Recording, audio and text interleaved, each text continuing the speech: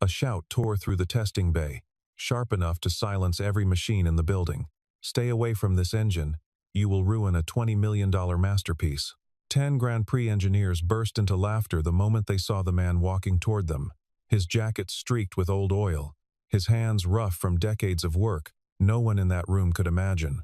He was a single father who repaired vintage engines for a living.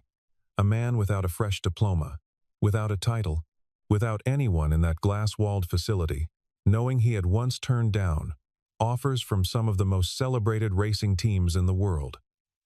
He said nothing about his past. He simply placed 2 fingers against the engine casing and waited 3 seconds before speaking in a voice so calm it barely carried past the front row. "If this engine starts in 3 minutes," he said, "the crankshaft will crack." The room erupted into laughter again, louder this time, mocking, confident, dismissive. The kind of laughter that comes easily to people who have never once been wrong in front of an audience. 3 minutes later, a deafening blast rocked the entire testing facility, and the laughter died as fast as it had begun, leaving only silence, smoke, and 10 stunned faces staring at a stranger who had just proven himself right in front of everyone who swore he was nothing. No one moved for several seconds. No one dared speak first. Rowan Velocity Technologies had spent 3 years and hundreds of millions of dollars developing what its investors were calling the most advanced Grand Prix engine platform of the decade. The final test run was scheduled for that morning, and the building was packed with journalists, financial backers, and representatives from racing teams who had flown in from 3 continents to witness the unveiling firsthand. Celeste Rowan, the company's chief executive, stood at the center of the control deck, her arms crossed, her eyes locked on the readouts, as if she could will the numbers into perfection through sheer focus alone. She had not slept properly in 9 days, though nothing in her posture betrayed it. Everyone in that room understood what today meant. If the engine performed as promised, Rowan Velocity would dominate the sport for the next decade, cementing its name alongside legacy manufacturers who had spent a century building their reputations. If it failed, 3 years of work and every dollar behind it would collapse in front of the cameras, and Celeste knew that failure of this magnitude did not simply cost money, it cost trust that could never be fully rebuilt. She had staked her career on this single morning, and every engineer in the building knew it. Damon Cross had not planned to be there at all. He had only come to drop off a small shipment of restored components for an old contact who worked in the parts division. A routine delivery he had made a dozen times before, without ever stepping past the loading dock.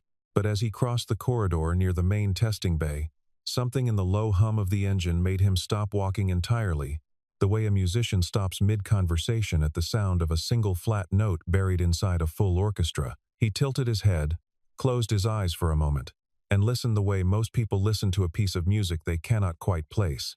It was a habit few people understood, and even fewer respected. But for Damon, it had never failed him. He had learned, long before this room existed, that machines told the truth long before their instruments ever caught up to it. He asked quietly if he could take a closer look, his tone carrying no urgency, no demand, only the simple curiosity of a man who could not ignore what his ears were telling him. Victor Sloan, the company's chief technical officer, turned around with an expression that made it clear the question offended him personally. Victor demanded to know who had let a stranger anywhere near the most important asset the company owned, his voice rising sharply enough to draw attention from across the room. Before Damon could explain himself, 2 security guards were already moving to block his path, their hands raised in a gesture that needed no translation. Adrian Wolf, the celebrated team captain whose face had appeared on magazine covers twice that year, laughed loud enough for the whole room to hear, delighted at the sudden spectacle unfolding in front of the cameras. "A backyard mechanic wants to teach us about Grand Prix engineering," he said, shaking his head as if the idea itself was an insult to everyone who had trained for this moment. The laughter spread through the room in waves, engineers turning to each other, some rolling their eyes, others simply amused by the audacity of a man in an oil-stained jacket standing in a facility that cost more to build than most people would earn in 10 lifetimes. A few of the younger engineers pulled out their phones, more interested in capturing the moment than in the machine they had spent years perfecting. Damon did not flinch, and he did not raise his voice. He looked at the engine one more time, then at the 10 confident faces surrounding it, and said the only thing he had come to say.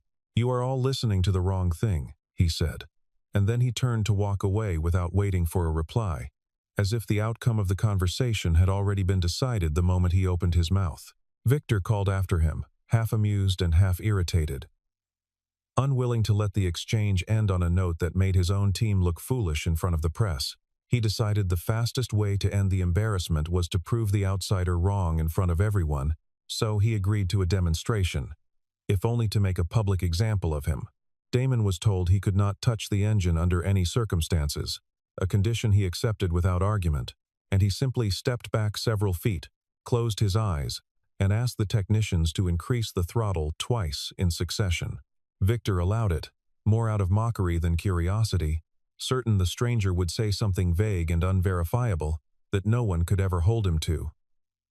Cameras turned toward Damon rather than the engine, several journalists sensing that whatever happened next would make a far better story than the polished presentation they had originally come to cover. The engine roared through its first cycle, then its second, and the room watched Damon, rather than the machine, waiting for him to embarrass himself in front of everyone who had gathered to see the future of the sport unveiled. Instead, he stood perfectly still, his eyes closed, his head tilted slightly toward the sound, absorbing every subtle variation the way a conductor absorbs an orchestra slightly out of tune.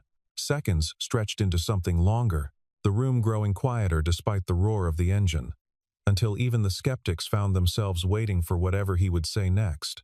When he finally spoke, his voice was measured and precise, carrying none of the defensiveness the engineers expected from someone about to be humiliated. He told them the resonance was misaligned along the second harmonic. He told them there was a balance deviation in the rotating assembly that no diagnostic software in that building had flagged. He told them the ignition timing was drifting out of phase under sustained load, a flaw so small it would never show up until the engine had been pushed past its comfortable limits. The kind of flaw that revealed itself only under pressure, no test bench could fully replicate. 10 engineers began talking over each other at once, dismissing his claims as guesswork dressed up in confident language, insisting their simulations had already accounted for every variable he described. One senior engineer, a sharp-tongued specialist named Marcus Doyle, told him flatly that decades of combined experience in that room outweighed whatever intuition a stranger in an oil-stained jacket believed he possessed. Damon did not argue the point. He simply repeated, once more, and without raising his voice, that the numbers on their screens would tell a different story within minutes.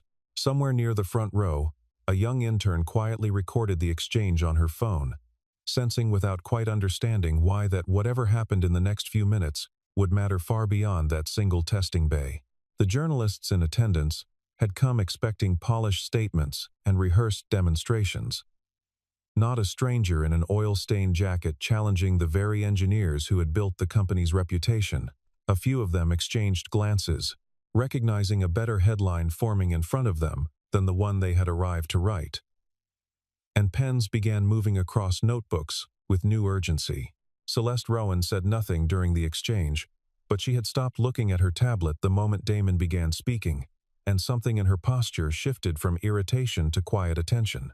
She had built her career on trusting data over instinct, yet the man in the oil-stained jacket had just described 3 separate anomalies without touching a single sensor or opening a single readout, and each one sounded uncomfortably specific for a guess. She glanced at Victor, expecting him to dismiss the moment entirely, and was almost surprised to see a flicker of doubt cross his face before he buried it beneath his usual confidence. Before anyone could stop him, Damon delivered the line that would end the laughter in that room for good. "I will wager this engine will not survive 5 minutes of sustained operation," he said. And then he stepped back and folded his arms, waiting with the patience of a man who had already made peace with whatever happened next. Adrian rolled his eyes and muttered something under his breath about theater, but no one else in the room laughed quite as easily as they had only minutes earlier. The final test began exactly on schedule. The countdown displayed on 3 enormous screens for the benefit of the cameras positioned around the room. For the first 2 minutes, everything performed beautifully, the engine holding a steady rhythm that drew a wave of relieved smiles across the engineering team, several of whom glanced at Damon with open contempt, as if his prediction had already been proven foolish. Victor allowed himself a small, satisfied smile, certain the outsider had finally been put in his place in front of the very people he had tried to lecture. Celeste, however, kept her eyes on Damon rather than the screens, watching the way his expression remained unchanged even as the room around him grew more confident by the second. He was not watching the numbers at all. He was still listening, his head tilted at the same subtle angle it had held from the very beginning. And something about his stillness unsettled her more than any warning light could have. Then, almost exactly at the 4-minute mark, the pressure readings began climbing in a pattern. None of the automated systems had been designed to interpret quickly enough. The temperature spiked past its safety threshold within seconds, and a sharp mechanical crack echoed through the chamber just before the entire system triggered an emergency shutdown, cutting power before the failure could escalate into something catastrophic. Smoke curled from the housing. Alarms blinked red across every monitor. And the room that had been laughing minutes earlier fell into stunned, humiliated silence. Somewhere near the back, a camera shutter clicked once, twice, capturing the exact moment 10 confident engineers realized they had been wrong. Victor immediately blamed a faulty sensor, insisting loudly to anyone who would listen that the failure had nothing to do with the outsider's warning, and everything to do with a manufacturing defect that would be identified and corrected within the week. Damon did not argue with him. He simply turned and walked out of the testing bay without another word, leaving behind 10 engineers who had mocked him, and one chief executive who could not stop staring at the diagnostic report now displayed on her screen. Celeste stayed behind long after the room had emptied, running the failure data against every note her team had logged that morning, and what she found unsettled her more than the explosion itself. The margin of error in the rotating assembly matched, almost to the decimal point, the exact flaw Damon had described before the engine ever started. It was not a coincidence anyone in that building could easily explain away, and for the first time in 3 years of overseeing this project, Celeste felt the uncomfortable possibility that her most expensive failure might have been preventable by a man her own staff had laughed out of the room. Over the following 2 days, Celeste quietly investigated the man who had walked into her facility uninvited and predicted a catastrophic failure with nothing more than his own hearing.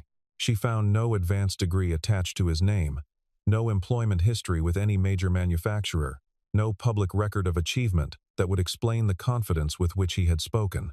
His name appeared almost nowhere online, which struck her as strange in an industry where everyone with even modest talent seemed eager to be noticed. What she did find was a small, independent workshop on the edge of town, where Damon restored vintage engines for collectors who paid handsomely and rarely spoke about the man who did the work. The clients on record, however, were not ordinary collectors. Several were retired champions whose names had once dominated headlines in the sport her own company was trying to reshape. Drivers who had walked away from racing decades earlier and rarely gave interviews to anyone, let alone a corporate executive calling to ask about a mechanic. None of them said much when Celeste reached out, careful and guarded in the way people are when protecting something they consider valuable. What she did hear, in the careful pauses and clipped answers, told her something the public record never could. Every one of them spoke of Damon with a quiet, unmistakable respect, the kind reserved for someone whose skill had earned trust rather than fame. One retired driver, reluctant at first, finally admitted that Damon had once rebuilt an engine considered beyond saving by 3 separate manufacturers, delivering it back in a condition better than the day it left the factory. He offered no further explanation, only a warning that Celeste should not mistake the man's quiet nature for a lack of ability. One night, unable to sleep, Celeste found herself scrolling through grainy archived photographs from motorsport events 2 decades old, searching for a face she was not entirely sure she would recognize. She found nothing conclusive, only a handful of blurred images from paddocks and workshops, where a younger man stood at the edges of the frame, always working, never posing, as though the camera itself made him uncomfortable. It was not proof of anything, yet it deepened the quiet unease that had been building in her since the moment the engine cracked open in front of the cameras.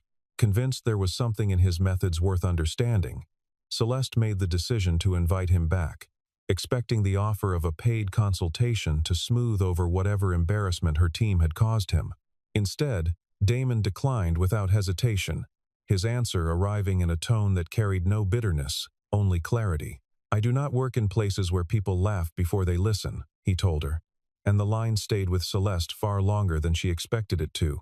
She sat with the phone in her hand for a long moment after the call ended, turning the sentence over in her mind, recognizing in it something closer to a philosophy than a rejection. It was not pride speaking. It was a boundary he had clearly drawn long before she ever met him. Within a week, the fallout from the failed test had reached the investors, and the pressure on Celeste became almost unbearable. Two major backers threatened to withdraw funding entirely unless the company could demonstrate a credible path forward, and the board began quietly discussing the possibility of shelving the project altogether after 3 years of work and hundreds of millions of dollars invested.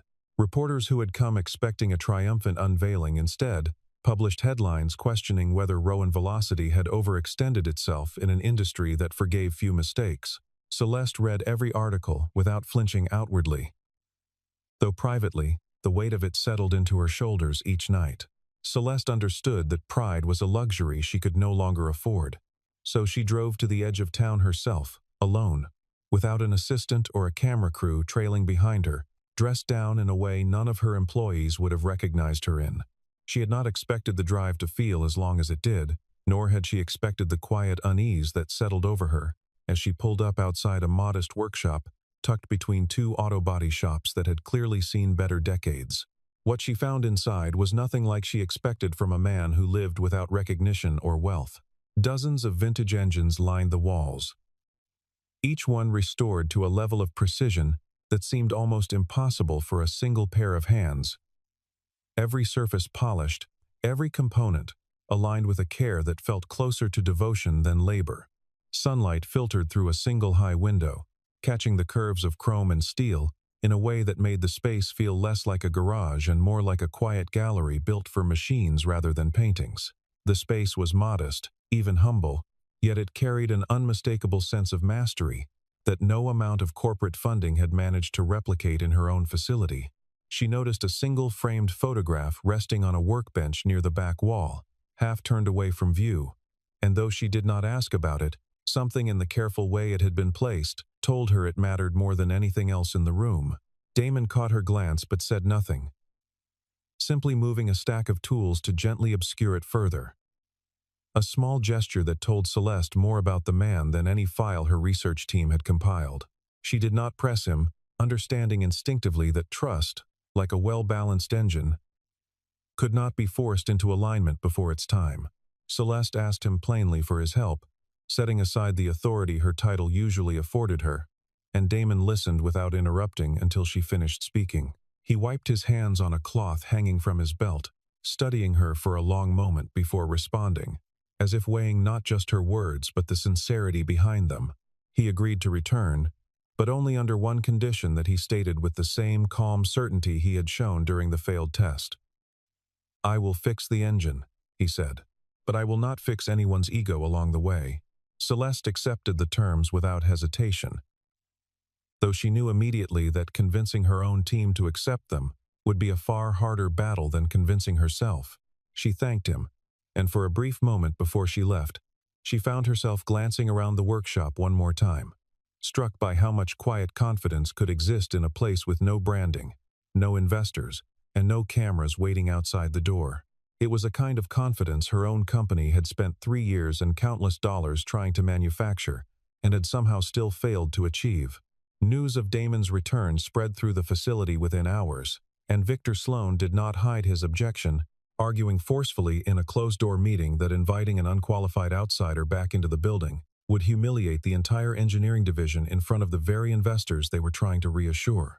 He reminded Celeste, more than once, that his team held degrees from some of the most respected institutions in the country, and that reputation alone should have counted for something in a room full of professionals. Celeste listened to his concerns without agreeing to any of them, reminding him that the engineering division had already humiliated itself once without any help from Damon at all. The meeting ended with Victor's objection formally noted and formally ignored, a decision that would haunt him more than he realized in the weeks that followed. He left the room with his jaw tight and his composure barely intact, already calculating how he might use the coming weeks to prove Damon wrong once and for all, certain that a single lucky prediction did not make a man qualified to rebuild a $20 million engine. Adrian, for his part, said little, though even he had begun to feel the first uncomfortable stirrings of doubt about the man he had mocked so easily. When Damon walked into the engineering lab for the second time, 10 of the company's most decorated specialists stood waiting, arms crossed, expressions carefully arranged into polite skepticism. He did not open a laptop. He did not request access to the simulation software that had cost the company millions of dollars to develop. He simply began removing components by hand, measuring tolerances with tools that looked decades older than anything else in the room, occasionally lifting a part to his ear or bringing it close enough to smell the residue of oil and metal, a process that struck the watching engineers as closer to ritual than science. Several engineers exchanged amused glances, certain they were watching a performance rather than a diagnosis. And one of them, a sharp young specialist named Ethan Grant, muttered just loud enough to be heard that this looked more like folk medicine than engineering. Another engineer, a woman named Rachel Bennett, who had graduated at the top of her class 2 years earlier, watched with a more careful curiosity, unwilling to dismiss the process entirely, even as her colleagues traded quiet jokes behind Damon's back. Damon said nothing in response to any of it, continuing his work with the same unhurried patience he had shown from the beginning. He paused over a single component and held it up to the light, turning it slowly between his fingers as though reading a language only he could see. He pointed to a deviation so small that none of the facility's automated scanning equipment had ever registered it as significant, a flaw measured in fractions so minor that most engineers would have needed a specialized instrument simply to detect its existence. Victor insisted on running the part through diagnostic verification immediately, more out of a desire to expose Damon's error than to confirm his findings, certain the machinery would prove what his instincts already told him. The results came back within minutes, and the number displayed on the screen matched Damon's assessment with a precision that left the room in complete silence. 10 of the most credentialed engineers in the building had spent 3 years searching for a flaw that a man with no formal training had located by hand in under 20 minutes. Rachel was the first to speak, asking quietly how he had known where to look without any of the equipment they relied on every single day. Damon considered the question for a moment before answering simply that machines rarely lied. They only spoke in a language most people had forgotten how to hear.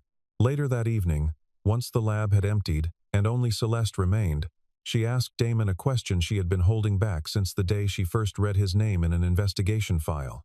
"Where did you learn to do this?" she asked, and for the first time since they had met, Damon's calm exterior showed the faintest trace of something heavier beneath it. He leaned against the workbench for a long moment before answering, choosing his words with the same care he applied to every component he touched.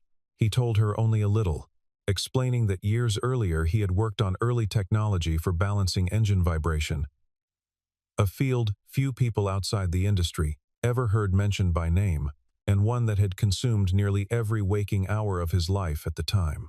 He explained that he had walked away from that work after a personal loss reshaped everything he valued, choosing a quieter life where his skill could exist without the noise of recognition attached to it. He said he no longer needed his name on anything, that building a machine correctly mattered more to him than anyone ever knowing he had built it. Celeste did not press further that night, sensing that whatever loss he referred to was not hers to ask about uninvited. Though the answer left her with more questions than it resolved, she thanked him for his honesty and left the lab with his words still turning over in her mind, especially once her research team uncovered an old patent filing buried deep in an industry archive several days later, listing Damon Cross as its primary inventor. The filing was decades old, tied to a foundational vibration dampening method that had quietly influenced an entire generation of engine design without the public ever learning the name behind it. She did not confront him with the discovery immediately, choosing instead to hold it close while the rebuild continued, sensing that the truth would surface on its own terms when the time was right. In the days that followed, the engineering team worked alongside Damon, with a growing, if reluctant, respect, watching him correct flaws that had eluded them for years, using nothing more than patience, precision, and a set of senses none of them had ever thought to trust as much as their instruments. Even Marcus Doyle, once among the loudest skeptics, began quietly taking notes whenever Damon worked, though he was careful never to admit it aloud. The rebuilt engine was scheduled for its final verification exactly 9 days later. And this time, the room was even more crowded than before, filled with journalists who had returned specifically to see whether the company's public failure would be followed by an even more public collapse. Victor stood near the control panel with his arms folded, quietly confident that Damon's earlier success had been a fluke born of luck rather than skill, and that today, the truth would finally reveal itself in front of everyone who mattered. He had spent the previous 9 days quietly reviewing every adjustment Damon made, searching for an error he could point to, and finding none. In the final minute before ignition, the room fell into the particular silence that only precedes something irreversible, the kind where even the sound of a cleared throat feels too loud to risk. Celeste stood beside Damon rather than at her usual place on the control deck. A small choice that had not gone unnoticed by the engineers watching from across the room. Victor kept his eyes fixed on the monitors, arms still crossed, jaw set, refusing to let himself hope for anything beyond the outcome he had already convinced himself was inevitable. The countdown reached 0, and the engine ignited with a sound unlike anything the room had heard in 3 years of testing, smooth, balanced, and utterly without the tension that had defined every previous attempt. The sound alone drew a few surprised murmurs from engineers who had spent years listening to this exact engine struggle through every phase of its development. Minutes passed without a single warning light, without a single irregular vibration, the readouts climbing steadily past every internal benchmark the company had ever recorded during development. 10 engineers, who had once mocked Damon, stood frozen in place, watching numbers on the screen that none of their combined expertise had ever been able to produce on their own. Rachel Bennett found herself smiling despite the disbelief on the faces around her, quietly proud of a process she had once dismissed as theater only 9 days earlier. As the applause finally began to rise around the room, a visiting specialist near the back of the crowd went suddenly still, staring at Damon with an expression of dawning recognition rather than celebration. He was an internationally respected consultant who had spent decades studying vibration dynamics across multiple racing disciplines. And something about the way Damon carried himself, quiet, deliberate, almost invisible by choice, triggered a memory he had not revisited in years. He stepped forward slowly, and the crowd noise faded just enough for his voice to carry across the room. The specialist, a soft-spoken man named Owen Marsh, who had trained under some of the most respected engineers in motorsport history, explained to the stunned crowd that years earlier, a young researcher had quietly laid the foundation for the very vibration-dampening principles now used across the entire industry. He said that researcher had turned down offers from multiple major manufacturers, choosing instead to disappear from the public record entirely. A decision that had puzzled the engineering community for years afterward. He described searching for that researcher's name once, out of pure curiosity, only to find every trail quietly erased, as though the man had chosen anonymity as deliberately as most people chase recognition. He looked directly at Damon as he spoke his final sentence, and the room understood exactly who he meant before Damon ever confirmed it himself. Victor's expression shifted from disbelief to something closer to quiet devastation, the weight of his earlier certainty collapsing under the realization that the man he had dismissed as an unqualified outsider was, in fact, one of the most influential minds his own field had ever produced. He said nothing for a long moment, staring at the floor as murmurs spread through the crowd around him, each whispered exchange another small reminder of how thoroughly he had misjudged the situation from the very beginning. Somewhere in the crowd, a journalist was already typing the opening line of a story that would run in every major outlet covering the sport by morning. By sunrise, The story had traveled far beyond the racing world, shared among engineers and mechanics in workshops, nowhere near a Grand Prix track. Each version of it carrying the same simple truth at its center, that expertise did not always arrive wearing a title, and that the loudest voice in a room was rarely the one worth trusting most. Celeste stepped forward without hesitation, addressing not just Damon, but the entire engineering team gathered around the now perfectly running engine. She acknowledged, in front of every journalist present, that her company had allowed arrogance to override curiosity, and that the failure belonged not to Damon, but to a culture that had judged a man by his appearance rather than his ability. Her apology was brief, direct, and entirely without the polished evasiveness usually reserved for corporate statements delivered under public scrutiny. And it landed with a weight that silenced even the reporters scribbling notes at the back of the room.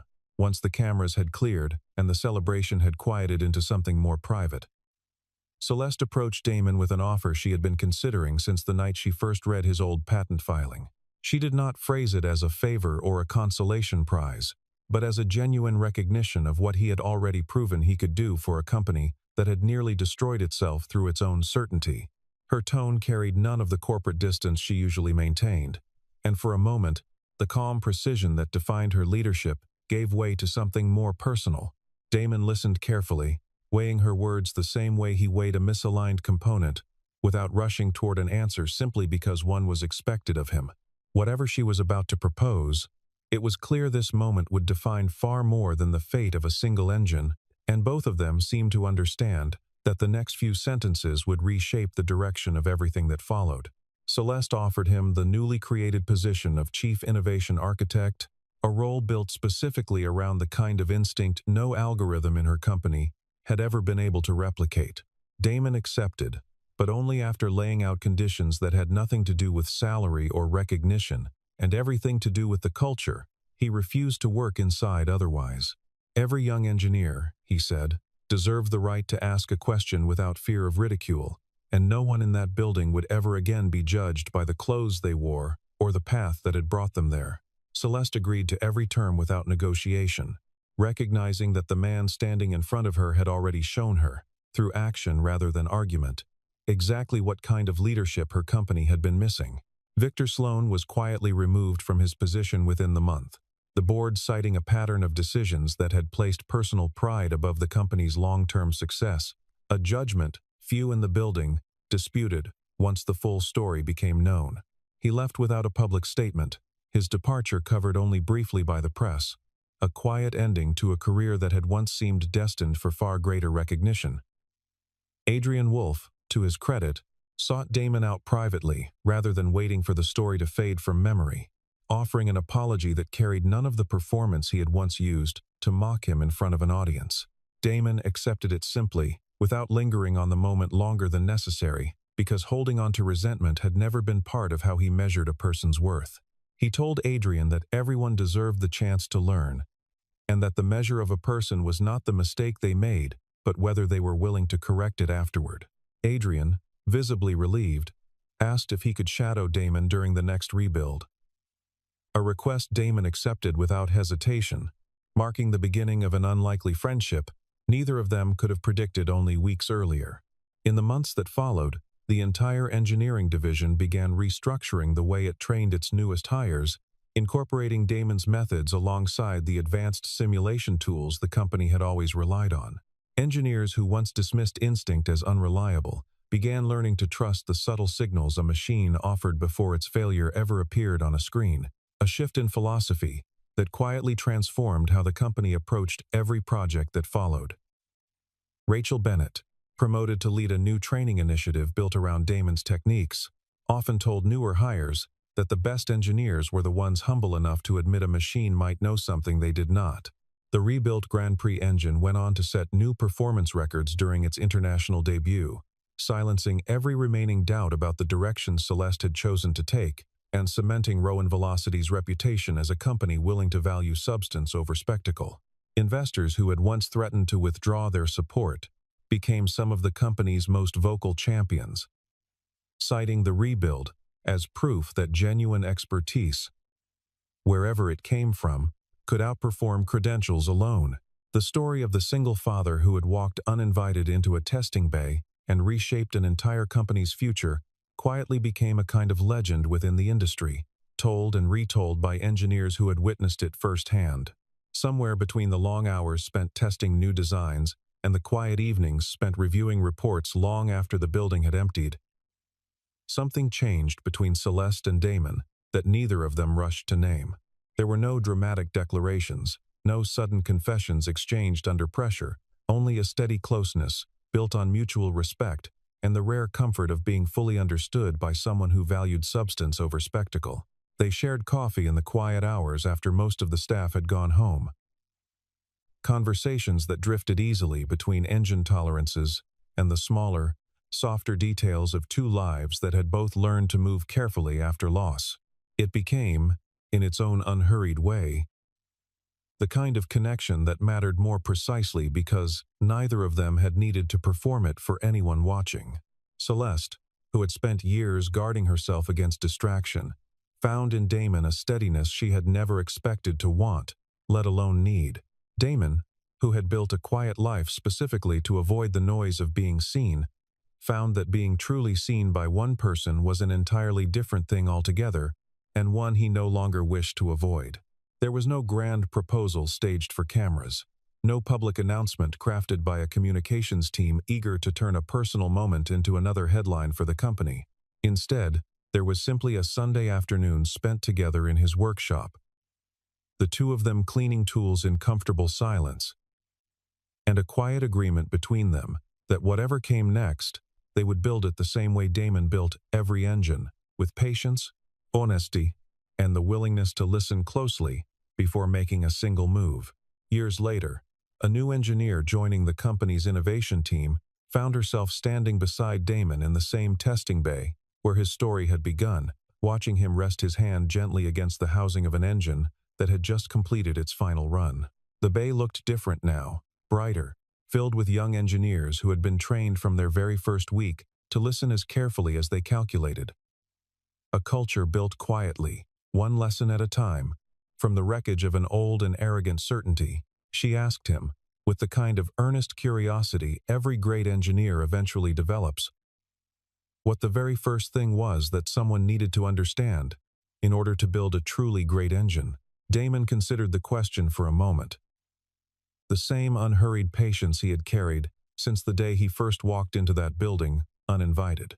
He told her not to look only at the data glowing on the screen in front of her, because numbers could describe a failure only after it had already begun. Learn to listen to the machine, he said, long before it ever has to cry out for help. As the camera slowly pulled back through the quiet hum of the workshop, the engine settling into a smooth and steady rhythm behind him, the story closed on the image of a man once mocked by 10 of the industry's most confident specialists, now respected as the very reason their machines finally ran the way they were always meant to. What remained long after the applause had faded was not the record he had helped set, nor the title stitched onto his office door, but the simple lesson he left behind for everyone who walked through that workshop after him, that the loudest room in the world could still be wrong, and that patience, properly aimed, would always outlast noise.